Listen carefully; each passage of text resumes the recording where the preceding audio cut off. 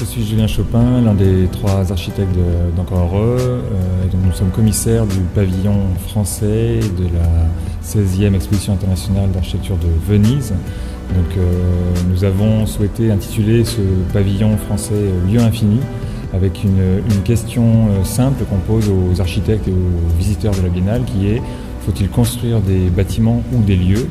Et on a souhaité montrer, dans le contexte aujourd'hui de crise écologique, économique et sociale et autres, on a souhaité montrer l'importance du local et de la question des lieux dans lesquels on peut inventer une vie en commun, une vie où on retrouve des espoirs face à l'urgence de la situation actuelle.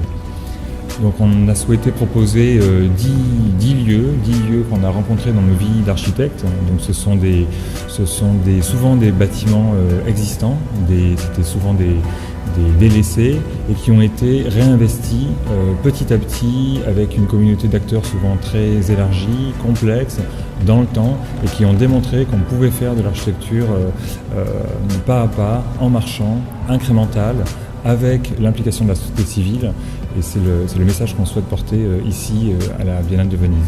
Donc pour montrer ces 10 lieux, pour en dresser le portrait, on a proposé 4 médiums différents. Donc on a une collection d'objets qui est accroché suivant comme un cabinet de curiosité, où on juxtapose à la fois les usages des lieux, des fragments d'histoire de ces bâtiments, et on fait comme ça une collection de sensibles qui montre la diversité des usages et l'intensité de ce qui se passe dans ces endroits qui sont des endroits culturels. Donc il y a le 104 à Paris, la Friche La Belle de Mai à Marseille, le 6B à Saint-Denis. Donc c'est des endroits qui sont dans toute la France et qui pour nous sont riches d'enseignements.